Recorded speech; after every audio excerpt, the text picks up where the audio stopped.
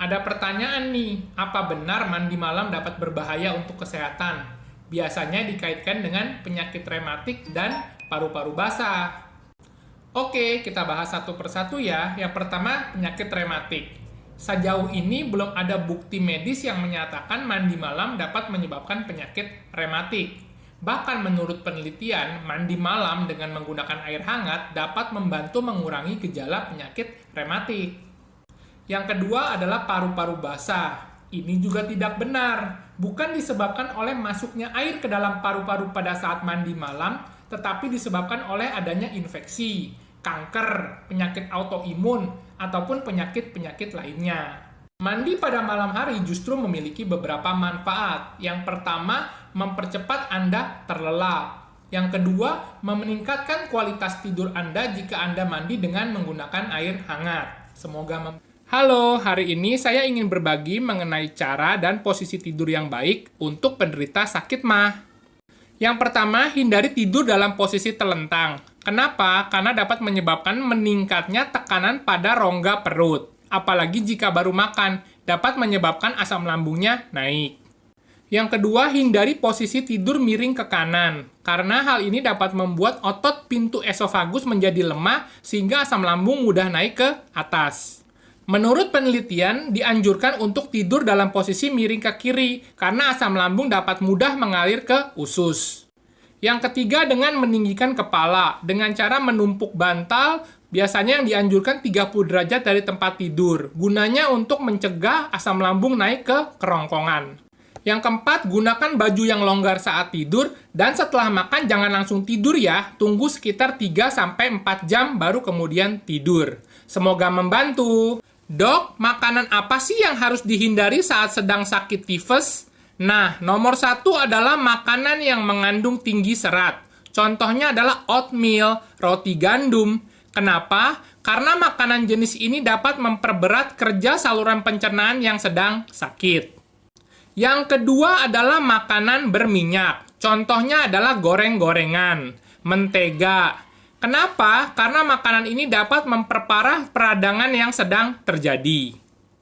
Yang ketiga adalah makanan pedas dan mengandung banyak rempah. Contohnya adalah cabai, cuka, lada. Kenapa? Karena makanan ini dapat memperparah inflamasi yang sedang terjadi di saluran pencernaan. Yang terakhir adalah sayuran mentah. Contohnya adalah kubis, kol, paprika, lobak. Kenapa? Karena makanan ini dapat menimbulkan perut yang kembung. Semoga membantu ya. Hari ini saya ingin berbagi mengenai bagaimana cara mengatasi mata panda. Yang pertama adalah dengan cara mengubah gaya hidup, seperti tidur yang cukup. Posisi tidur juga harus diperhatikan. Kepala harus sedikit terangkat dengan menggunakan bantal tambahan, agar cairan tidak menumpuk di bawah mata. Yang berikut, kurangi merokok dan hindari minuman berkafein. Perbanyak asupan makanan yang mengandung kalium seperti pisang, yogurt, kacang, dan sayuran hijau. Gunakan tabir surya minimal ber-SPF 30 dan kacamata hitam jika Anda berada di luar ruangan. Kedua, jika penyebabnya adalah alergi, Anda harus menghindari penyebab alergi tersebut dan dapat mengkonsumsi obat alergi. Yang ketiga, dapat menggunakan kompres air dingin, potongan mentimun, atau kantung daun teh hijau. Yang keempat, Anda dapat juga berkonsultasi dengan dokter estetika yang biasanya akan diberikan krim pencerah, perawatan laser, ataupun dermal filler.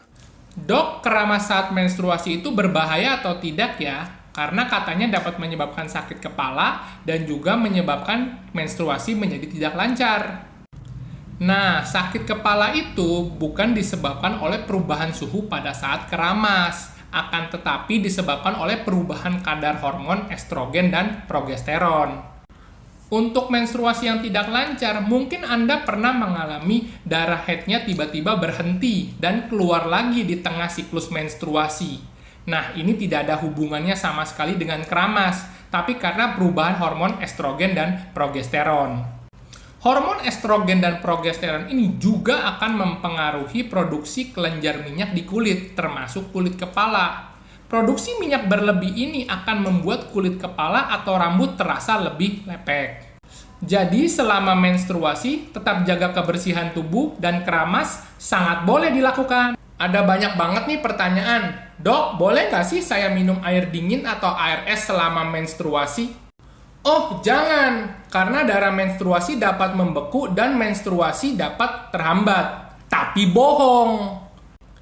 Kenapa begitu? Karena tubuh manusia mempunyai mekanisme pengaturan suhu internal. Jadi ketika kita minum air es atau air dingin, seiring berjalannya air tersebut ke dalam lambung, lambung akan menyesuaikan suhunya. Jadi tidak akan terjadi pembekuan darah. Yang kedua adalah karena air dingin atau air es itu tidak akan mempengaruhi keseimbangan hormon, sehingga tidak akan mempengaruhi siklus menstruasi, baik memperlancar ataupun memperlambat siklus menstruasi. Jadi, santai aja girls, boleh tetap diminum kok selama menstruasi. Sharing kali ini mengenai faktor yang bisa menurunkan kesuburan wanita. Apa aja sih? Nomor 1 adalah faktor usia. Para ahli berpendapat. Yang kedua adalah minum alkohol. Ternyata alkohol dapat mengganggu proses ovulasi. Yang ketiga adalah paparan zat kimia. Bagi wanita yang sering terpapar oleh zat kimia industri, pestisida, polutan, ternyata tingkat kesuburannya menurun hingga 29%.